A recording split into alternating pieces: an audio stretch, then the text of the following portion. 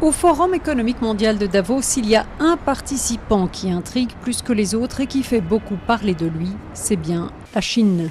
Les spéculations vont bon train sur l'avenir économique de cette superpuissance et l'inquiétude du moment, c'est que l'économie chinoise surchauffe.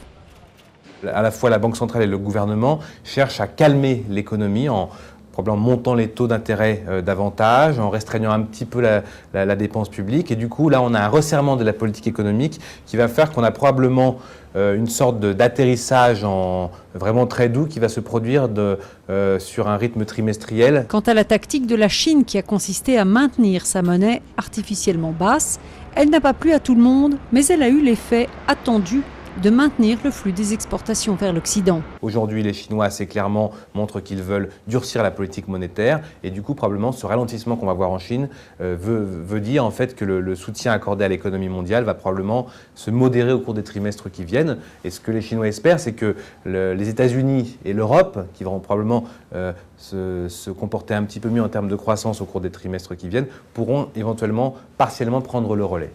La Chine est sortie de la tempête de ces 2 dernières années en meilleur état que la plupart des grandes puissances, mais la frénésie sur le marché immobilier et dans une certaine mesure sur les marchés financiers a alimenté des craintes d'inflation ou d'effet de bulle.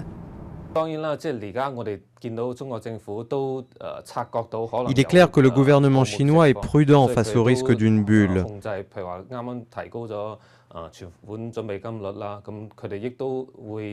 La Banque centrale a augmenté le ratio des réserves obligatoires à la mi-janvier. Mais certains économistes redoutent également que plutôt qu'un atterrissage doux, la Chine connaisse une forte correction sous la forme d'une récession qui aurait alors des conséquences pour la planète entière.